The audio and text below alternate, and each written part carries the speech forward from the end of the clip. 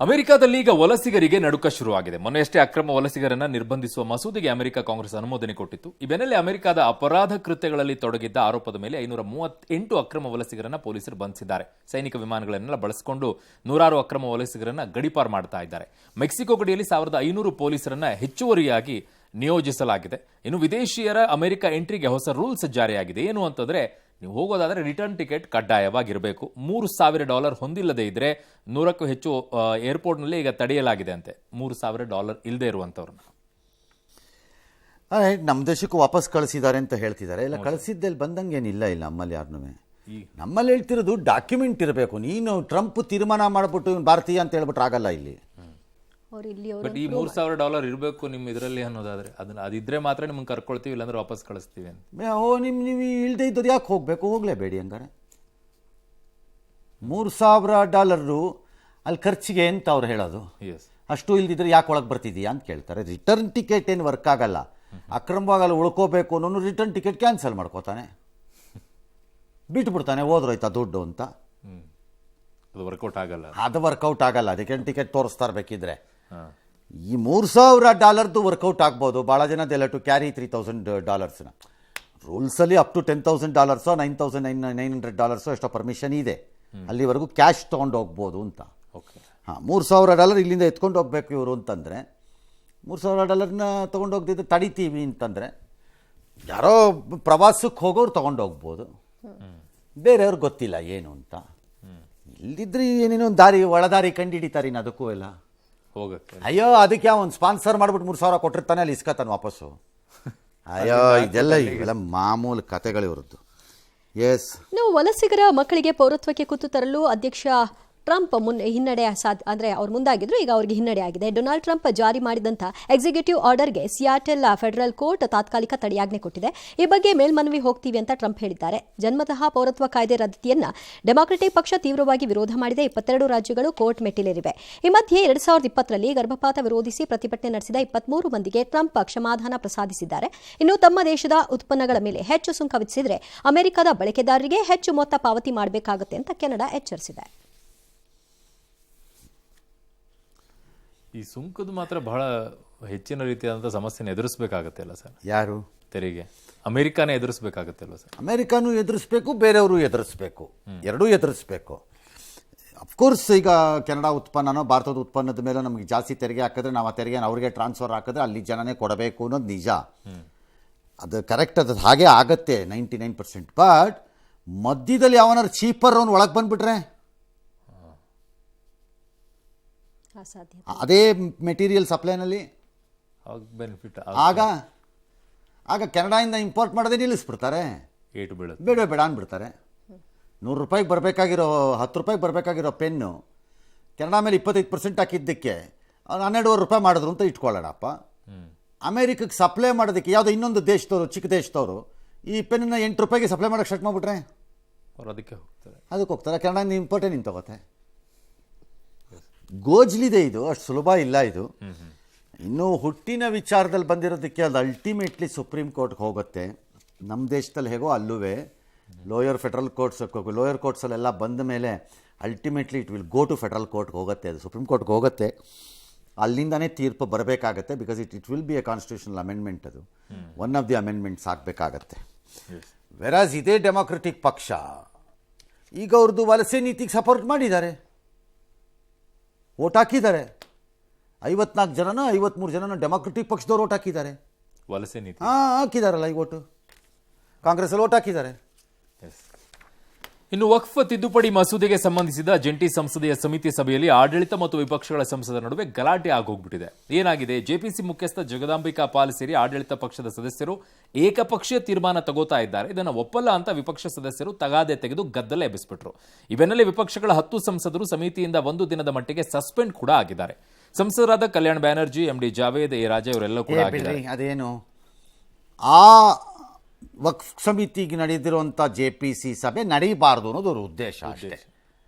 ಅದಕ್ಕೆ ಈ ಮಾಡಬಾರ್ದು ಕಿರಿಕೆಗಳನ್ನು ಮಾಡಿಕೊಂಡು ಗಲಾಟೆ ಬಸ್ತಾ ಇರೋದು, ಅದು ನಡೀಬಾರ್ದು ಅನ್ನೋದು ಇವ್ರ ಉದ್ದೇಶ. ಎರಡನೇದು, ಈ ವಿಚಾರದಲ್ಲಿ ಇವ್ರು ಹೇಳ್ದಂಗೆ ಡಾನ್ಸ್ ಮಾಡ್ಬೇಕು ಸರ್ಕಾರ ಅಂತ. ವೆಸ್ಟ್ ಬೆಂಗಾಲಲ್ಲಿ ಹೇಳ್ದಂಗೆ ಯಾಕೆ ಡಾನ್ಸ್ ಮಾಡಲ್ವಂತೆ ಮಮತಾ ಬ್ಯಾನರ್ಜಿ ಅಲ್ಲಿ ಅಪೋಸಿಷನು? ಅವ್ನು ಕಲ್ಯಾಣ್ ಬ್ಯಾನರ್ಜಿ ಅನ್ನೋರು ರೌಡಿ ಟೈಪ್ ಆಡ್ತಾರಪ್ಪ. ಹೋದ್ ಸರಿನೂ ಅದೇನೋ ಗ್ಲಾಸ್ ಎಲ್ಲ ಹೊಡೆದಾಕ್ಬಿಟ್ಟು ಬೆಂಡೆತ್ಬಿಟ್ಟು ಹೋಗಿದ್ರು ಆಚೆಗೆ. ಹೌದು. ಇಂಥ ಪಾರ್ಟಿ ಮಾತು ಕೇಳಬೇಕಾ ಯಾವನಾರು ಬಂದು? ನನ್ನ ಪ್ರಕಾರ ಈ ದೇಶವನ್ನು ಆರ್ಥಿಕವಾಗಿ ಬಚಾವು ಮಾಡ್ತೀನಿ ಅನ್ನೋ ಕಾರಣಕ್ಕೆ ಇಂದಿರಾ ಗಾಂಧಿ ಬ್ಯಾಂಕ್ಸನ್ನ ನ್ಯಾಷನಲೈಸ್ ಮಾಡಿದ್ರಲ್ಲ, ಹೌದು. ಹಾಗೆ ದೇಶವನ್ನು ಸಾಂಸ್ಕೃತಿಕವಾಗಿ ಮತ್ತು ಅದರ ಆಸ್ತಿ ಅಂದರೆ ನೆಲ, ಜಮೀನು, ಜಾಗ, ಇದನ್ನು ನಾನು ಉಳಿಸ್ಬೇಕು ಈ ದೇಶಕ್ಕೆ ಅಂತೇಳಿ ಯಾರು ಹೇಳ್ರಪ್ಪ ಮೋದಿಗೆ. ಬಣ್ಣದ ಬಟ್ಟೆ ಹಾಕೊಂಡು ಓಡಾಡ್ತಾರಲ್ಲ ಮೇಲಕ್ಕೂ ಕೆಳಕ್ಕೂ 3ನೇ ಟರ್ಮಲ್ಲಿ, ನ್ಯಾಷನಲೈಸ್ ಮಾಡಿಬಿಡಿ. ಆ ಕಡೆಗೆ ಅವಕಾಶ ಇದೆ.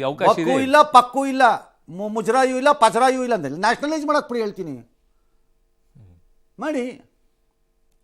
ಅದೇ ತಕ್ಕ ಮಾಡಬಾರ್ದು. ತಗೊಳ್ಳೋಷ್ಟು ಈಗ ಪರಿಸ್ಥಿತಿ ಇದಾರ ಅಂತ ಗೊತ್ತಿಲ್ಲ. ಅದನ್ನ ಏನು ಮಾಡ್ಬೇಕಂಗಾರೆ ಇಲ್ಲಿ ಇದ್ಯಾವುದು JPC ಅಂತೆ, JPC. ಆ JPC ಕೆಲಸ ಏನು? ಅವ್ರಿಗೆ ಅಪೋಸ್ ಮಾಡೋದು, ಅದನ್ನು ಸ್ಟಾಪ್ ಮಾಡೋದು, ಅದು ನಡೀದಂಗೆ ನೋಡ್ಕೊಳ್ಳೋದು, ಅಷ್ಟೇ ಅವ್ರ ಕೆಲಸ.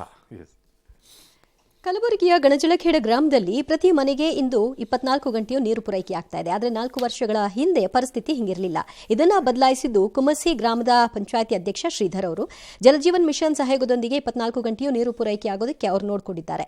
5 ವರ್ಷಗಳ ಹಿಂದೆ ಒಂದು ದಿನ ಶ್ರೀಧರ್ ಅವರು ಪಬ್ಲಿಕ್ ಟಿವಿಗೆ ಬಂದಿದ್ರು, ಸರ್ನ ಮೀಟ್ ಮಾಡಿದ್ರು, ಒಂದು ಸೆಲ್ಫಿ ತಗೊಂಡಿದ್ರು. ಸಾಮಾಜಿಕವಾಗಿ ಏನಾದರೂ ಸಾಧಿಸ್ಬಾ, ನಿನ್ನ ಜೊತೆ ನಾನು ಮಾತಾಡ್ತೀನಿ ಅಂತ ರಂಗನಾಥ್ ಸರ್ ಹೇಳಿದ್ರಂತೆ. ಇದನ್ನು ಪ್ರೇರಣೆಯಾಗಿ ತೆಗೆದುಕೊಂಡಂತಹ ಶ್ರೀಧರ್ ಗ್ರಾಮಕ್ಕೆ ಹೋದ್ರು. ಚುನಾವಣೆಯಲ್ಲಿ ಗ್ರಾಮ ಪಂಚಾಯಿತಿ ಚುನಾವಣೆಯಲ್ಲಿ ಸ್ಪರ್ಧಿಸಿದ್ರು, ಅಧ್ಯಕ್ಷರಾಗಿ ಆಯ್ಕೆಯಾದರು. ನಂತರ ಜಲಧಾರೆಯನ್ನು ಹರಿಸಿದ್ದಾರೆ. ಈಗ ಪ್ರಧಾನಿ ಗಮನಕ್ಕೂ ಕೂಡ ಈ ವಿಷಯ ಬಂದಿದೆ. ದೆಹಲಿ ಗಣರಾಜ್ಯೋತ್ಸವಕ್ಕೆ ಬನ್ನಿ ಅಂತ ಅವ್ರನ್ನ ಇನ್ವೈಟ್ ಮಾಡಿದ್ದಾರೆ. ಕೇಂದ್ರ ಸರ್ಕಾರ ವಿಶೇಷ ಆಹ್ವಾನವನ್ನು ಕೊಟ್ಟಿದೆ. ಸರ್, ಈ ಒಂದು ಕಾರ್ಯಕ್ರಮ ಇಂದು ಯಶಸ್ವಿ ಆಗಲಿಕ್ಕೆ ನಮ್ಮ ಪಬ್ಲಿಕ್ ಟಿವಿಯ ಮುಖ್ಯಸ್ಥರಾದ ಶ್ರೀ ರಂಗನಾಥ್ ಸರ್ ಅವರು ಪ್ರೇರಣೆ ಅಂತ ನಾನು ಖುಷಿಯಿಂದ ಹೇಳಕ್ಕೆ ಇಷ್ಟಪಡ್ತೀನಿ. ಅಲ್ಲ, ಬಂದಿರೋರು ಭಾಳ ಜನಕ್ಕೆ ನಾನು ಹೇಳ್ತೀನಿ ಇದನ್ನು. ಬಟ್ ಕೆಲವರು ಮಾಡಿರೋ ಬೇರೆ ರಿಪೋರ್ಟ್ಸು ನನ್ನ ಹತ್ರ ಇದೆ. ಅವರಿಗೆ ಇಷ್ಟು ದೊಡ್ಡದಾಗಿ ಸಿಕ್ಕಿಲ್ಲ ಪಾಪ. ಭಾಳ ಜನ ನನಗೆ ಕಾಗದ ಬರೀತಾರೆ, ಅಲ್ಲೆಲ್ಲೋ ಒಂದು ಹೆಣ ಹೋಳಕ್ಕೆ ಜಾಗ ಇರಲಿಲ್ಲ, ನೀವು ಹೇಳಿದ್ರಿ, ನಾನು ಅದನ್ನು ಮುಗಿಸ್ದೆ ಅಂತನೋ, ಅಥವಾ ಯಾವುದೋ ಒಂದು ಬಾವಿ ಹಾಳಾಗೋಗಿತ್ತು, ಆ ಬಾವಿ ರಿಪೇರಿ ಮಾಡಿದ್ದೀನಿ ನೋಡಿ ಅಂತನೋ, ಈ ಥರ ನನಗೆ ಬರೀತಾ ಇರ್ತಾರೆ, ಹೇಳ್ತಿರ್ತಾರೆ. ದಟ್ಸ್ ಓಕೆ, ನಾನು ಬಂದವ್ರಿಗೆಲ್ಲ ಹೇಳ್ತಿರ್ತೀನಿ ಇದನ್ನು. ಏನಾದ್ರು ಮಾಡ್ಬಿಟ್ಟು ನನ್ನ ಹತ್ರ ಬಾ ಅಂತೆಲ್ಲ ಹೇಳ್ತಾ ಇರ್ತೀನಿ. ಇವರು ಮಾಡಿದ್ದಾರೆ ಈಗ ಅಂತ ಅಂದ್ಕೊಳ್ಳೋಣ, ಹೋಗಿ ಬನ್ನಿ. ಈಗ ನೀವು ಮಾಡಿರೋದಂತೂ ನಿಜ. ಹಾಗಾಗಿ ಈಗ ನಾನು ನಿಮ್ಮ ಜೊತೆ ಮಾತಾಡಬೇಕು, ಮತ್ತು ನಾನು ಅದಕ್ಕೆ ನನ್ನ ಮಾನ ಮರ್ಯಾದೆ ಉಳಿಸ್ಕೋಬೇಕೀಗ. ಒಂದು ಕೆಲಸ ಮಾಡಿರಿ ನೀವು ಶ್ರೀಧರ್, 12ನೇ ತಾರೀಕು ಫೆಬ್ರವರಿ ನಮ್ಮದು TV ಸ್ಟಾರ್ಟ್ ಆಗಿದ್ದ ದಿನ ಅದು. ಆವತ್ತು ನೀವು ಬೆಂಗಳೂರಿಗೆ ಆಫೀಸಿಗೆ ಬನ್ನಿ. ಈ ರಾತ್ರಿ 9 ಗಂಟೆ ನ್ಯೂಸಲ್ಲಿ ನಿಮ್ಮನ್ನು ನನ್ನ ಜೊತೆನೇ ಕೂರಿಸ್ಕೋತೀನಿ, ಆಯಿತಾ?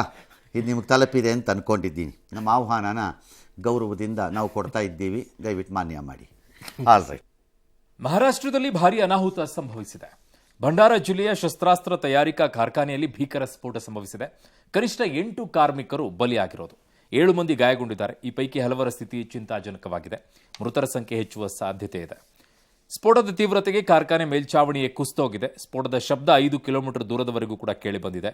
ದಟ್ಟ ಹೊಗೆ ಸಹ ಈ ಪ್ರಾಂತ್ಯದಲ್ಲಿ ಆವರಿಸಿತ್ತು. ಭೀಕರ ಘಟನೆಗೆ ಮಹಾಸಿಎಂ ಫಡ್ನವೀಸ್, ಕೇಂದ್ರ ಸಚಿವರಾದ ರಾಜನಾಥ್ ಸಿಂಗ್, ನಿತಿನ್ ಗಡ್ಕರಿ ಸೇರಿ ಹಲವರು ಆಘಾತವನ್ನು ವ್ಯಕ್ತಪಡಿಸಿದ್ದಾರೆ. ಇದು ಮೋದಿ ಸರ್ಕಾರದ ವೈಫಲ್ಯ ಅಂತ ಮಹಾ ಕಾಂಗ್ರೆಸ್ ಅಧ್ಯಕ್ಷ ನಾನಾ ಪಟೋಲೆ ಟೀಕಿಸಿದ್ದಾರೆ. ಸೈಫ್ ಮೇಲಿನ ದಾಳಿ ಅತ್ಯಂತ ಶೀಘ್ರವಾಗಿ ನಟ ಚೇತರಿಸಿಕೊಂಡಂತಹ ರೀತಿ ದೇಶಾದ್ಯಂತ ಚರ್ಚೆಗೆ ಗ್ರಾಸವಾಯಿತು. ನಾನಾ ಅನುಮಾನಗಳನ್ನು ಕೂಡ ವ್ಯಕ್ತಪಡಿಸಿತು. ಈ ಹಂತದಲ್ಲಿಯೇ ಬೆಂಗಳೂರಿನ ಹೃದ್ರೋಗ ತಜ್ಞ ದೀಪಕ್ ಕೃಷ್ಣಮೂರ್ತಿ ಮಾಡಿದಂತಹ ಪೋಸ್ಟ್ ಒಂದು ಗಮನ ಸೆಳೆದಿದೆ. 2022ರಲ್ಲಿ 80 ವರ್ಷದ ನನ್ನ ತಾಯಿಗೆ ಬೆನ್ನುಮೂಳೆಯ ಸರ್ಜರಿ ನಡೆದಿತ್ತು. ಆದರೆ ಸಂಜೆಗೆಲ್ಲ ಅವರು ವಾಕರ್ ಹಿಡಿದು ಓಡಾಡಿದ್ರು. ಅಂಥದ್ರಲ್ಲಿ ಆಕೆಗಿಂತ ಕಡಿಮೆ ವಯಸ್ಸಿನ ವ್ಯಕ್ತಿ ಅಂದರೆ ಸೈಫ್ 5 ದಿನದ ನಂತರ ನಡೆಯೋಕೆ ಸಾಧ್ಯವಾಗಿಲ್ವಾ ಅಂತ ಕೇಳಿದ್ದಾರೆ. ಇದಕ್ಕೆ ಪೂರಕವಾಗಿ ತಮ್ಮ ತಾಯಿ ನಡೆದಾಡಿದಂತಹ ವಿಡಿಯೋವನ್ನು ಕೂಡ ಹಂಚಿಕೊಂಡಿದ್ದಾರೆ. ಈ ಮಧ್ಯೆ ದಾಳಿಯ ದಿನ ಏನೆಲ್ಲ ಆಯಿತು ಅನ್ನೋ ವಿವರವನ್ನ ನಟ ಸೈಫ್ ಅಲಿ ಖಾನ್ ಪೊಲೀಸರಿಗೆ ಕೊಟ್ಟಿದ್ದಾರೆ. ಆದರೆ ಸೈಫ್ ಹೇಳಿಕೆಗೂ ವೈದ್ಯಕೀಯ ದಾಖಲೆಗಳಿಗೂ ಒಂದಕ್ಕೊಂದು ಸಾಮ್ಯತೆ ಇಲ್ಲ. ಇದು ಗೊಂದಲಕ್ಕೆ ಕಾರಣವಾಗಿದೆ. ಇನ್ನು ದಾಳಿಕೋರ ಶರೀಫುಲ್ಲಾನನ್ನ ಕೋರ್ಟ್ 5 ದಿನದ ಮಟ್ಟಿಗೆ ಪೊಲೀಸ್ ಕಸ್ಟಡಿಗೆ ಕೊಟ್ಟಿದೆ. ದೆಹಲಿ ಚುನಾವಣಾ ಕಣದಲ್ಲಿ ರಾಜಕೀಯ ಕೆಸರೆರಚಾಟ ಜೋರಾಗಿದೆ. ನಾನು ಜೈಲಲ್ಲಿದ್ದಾಗ ಬಿಜೆಪಿ ನನಗೆ ಸಿಎಂ ಹುದ್ದೆಯ ಆಮಿಷ ಒಡ್ಡಿತ್ತು ಎಂಬ ಆರೋಪವನ್ನು ಮಾಜಿ ಡಿಸಿಎಂ ಮನೀಶ್ ಸಿಸೋಡಿಯಾ ಮಾಡಿದ್ದಾರೆ. ನಾನು ಬಿಜೆಪಿ ಆಫರ್ ಒಪ್ಪದ ಕಾರಣ ನನ್ನನ್ನು ಸುದೀರ್ಘ ಕಾಲ ಜೈಲಿನಲ್ಲಿ ಕೊಳೆಯುವಂತೆ ಬಿಜೆಪಿಗರು ಮಾಡಿದ್ರು ಅಂತ ಸಿಸೋಡಿಯಾ ಆರೋಪಿಸಿದ್ದಾರೆ. ಈ ಮಧ್ಯೆ ಅರವಿಂದ್ ಕೇಜ್ರಿವಾಲ್ ಕೊಲ್ಲಲು ದೆಹಲಿ ಪೊಲೀಸರು ಮತ್ತು ಬಿಜೆಪಿ ನೇತೃತ್ವದ ಕೇಂದ್ರ ಸರ್ಕಾರ ಸಂಚು ರೂಪಿಸಿದೆ ಅಂತ ಆಮ್ ಆದ್ಮಿ ಪಕ್ಷ ಆರೋಪಿಸಿದೆ. ಬಿಜೆಪಿ ಡರ್ಟಿ ಪಾಲಿಟಿಕ್ಸ್ ನಡೆಸಿದೆ, ಕೇಜ್ರಿವಾಲ್ಗೆ ನೀಡಿದ ಭದ್ರತೆಯನ್ನು ಹಿಂಪಡೆದಿದೆ ಅಂತ ಆಪಾದಿಸಿದೆ. ಕೂಡಲೇ ಕೇಜ್ರಿವಾಲ್ಗೆ ಭದ್ರತೆ ಒದಗಿಸಬೇಕು ಅಂತ ಕೋರಿ ಚುನಾವಣಾ ಆಯೋಗದ ಮೊರೆ ಹೋಗಿದೆ.